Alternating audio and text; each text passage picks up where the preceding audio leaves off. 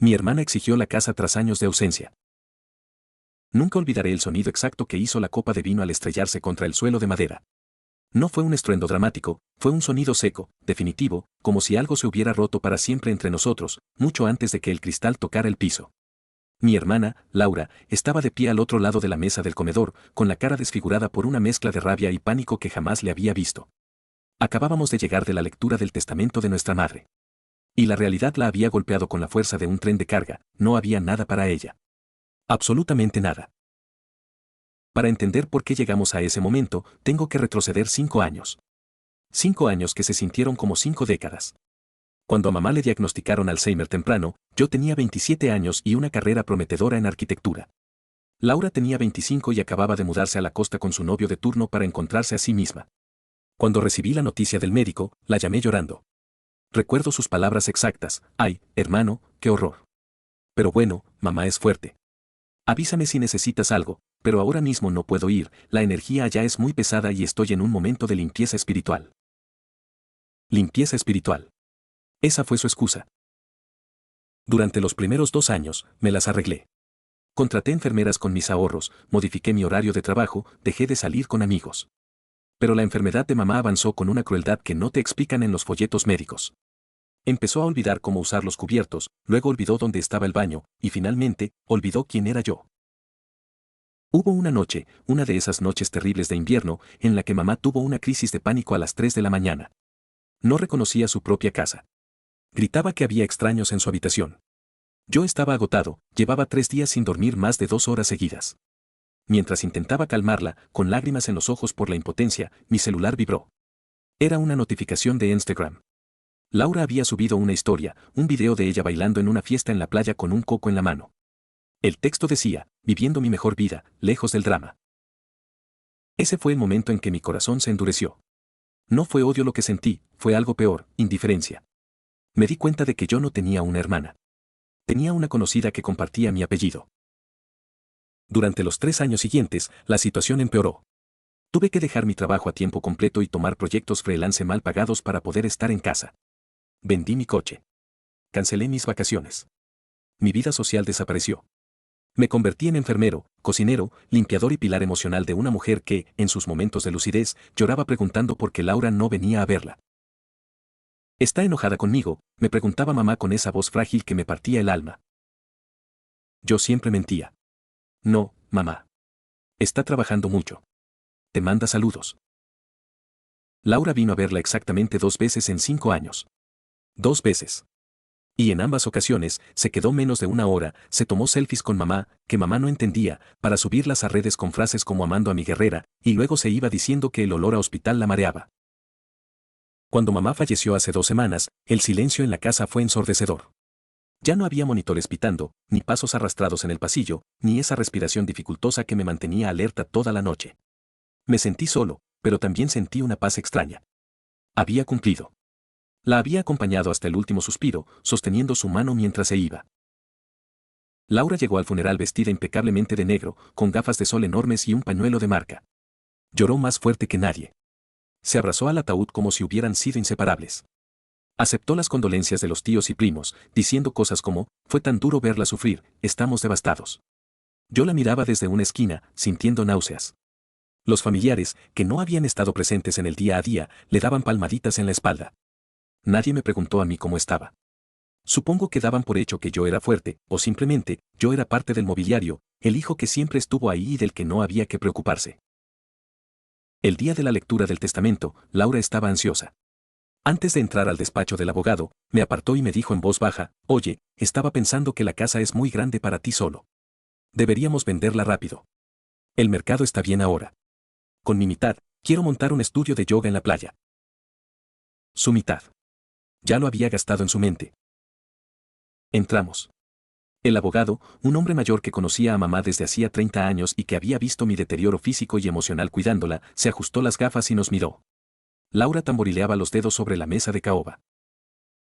Yo, Elena, en pleno uso de mis facultades mentales, comenzó a leer. El documento detallaba primero los bienes menores. Joyas para una prima, algunos muebles para una tía. Laura sonreía, esperando el premio gordo.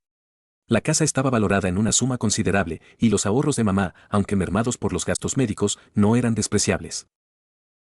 En cuanto a mi propiedad inmueble, ubicada en, el abogado hizo una pausa y me miró fugazmente. Y la totalidad de mis cuentas bancarias restantes, nombro como heredero universal y único a mi hijo, David. El silencio duró 3 segundos. ¿Qué? Soltó Laura, con una risa nerviosa. Espera, te saltaste una parte. ¿Qué dice de mí? El abogado continuó leyendo, con un tono de voz inalterable. A mi hija Laura le dejo mis álbumes de fotos familiares, con la esperanza de que al verlos recuerde que la familia se construye con presencia, no con ausencia. Eso fue todo. Laura se puso de pie de un salto, tirando la silla. Esto es ilegal. Ella no estaba bien de la cabeza.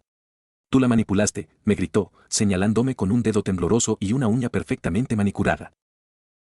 El abogado la interrumpió suavemente. Señorita, su madre modificó el testamento hace 6 meses, en un periodo de lucidez certificado por 2 médicos. Ella fue muy específica. David no tuvo nada que ver, de hecho, él no sabía nada de este cambio hasta hoy. Salimos de la oficina y Laura me persiguió hasta el estacionamiento. Me gritaba que era un ladrón, un oportunista. Que me había aprovechado de la enfermedad de mamá para envenenarla contra ella. Yo no dije nada. Me subí a mi coche viejo y conduje hasta la casa. La casa que ahora era mía. Laura llegó 20 minutos después. Entró hecha una furia, y ahí fue cuando ocurrió lo de la copa de vino. Estaba bebiendo agua en la cocina, pero ella agarró una copa que estaba secándose y la lanzó. Necesito ese dinero, David, gritó, y por primera vez vi miedo real en sus ojos. Debo mucho dinero. Mi negocio de velas fracasó, mi novio me dejó y me endeudó. Contaba con esto. Mamá sabía que yo lo necesitaba. Mamá sabía que tú no estabas aquí, le dije. Mi voz sonó ronca, cansada. Mamá sabía que durante 5 años, yo limpié sus sábanas, le di de comer en la boca y la tranquilicé cuando lloraba por ti. Mamá sabía que vendí mi futuro para que ella tuviera un final digno. Eso es lo que hacen los hijos, me espetó ella.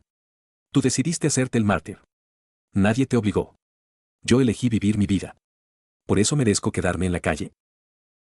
La miré y sentí una lástima profunda. No entendía nada. No se trataba del dinero. Se trataba del mensaje. No te dejó sin nada por vivir tu vida, Laura, le respondí, caminando hacia un cajón del escritorio de mamá que yo no había abierto desde el funeral. Te dejó sin nada porque ya te lo llevaste todo hace años. Saqué una libreta pequeña. Era el diario de mamá. Lo había encontrado bajo su almohada el día que murió. ¿Qué es eso?, preguntó ella, secándose las lágrimas falsas.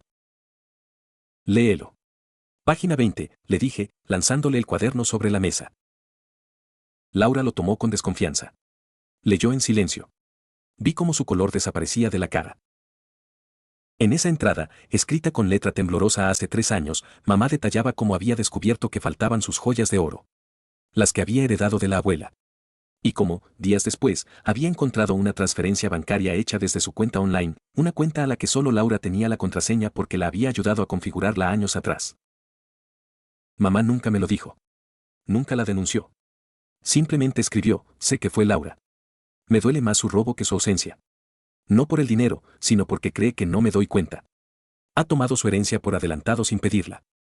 Si alguna vez lee esto, espero que entienda que la perdono, pero no puedo premiar su traición.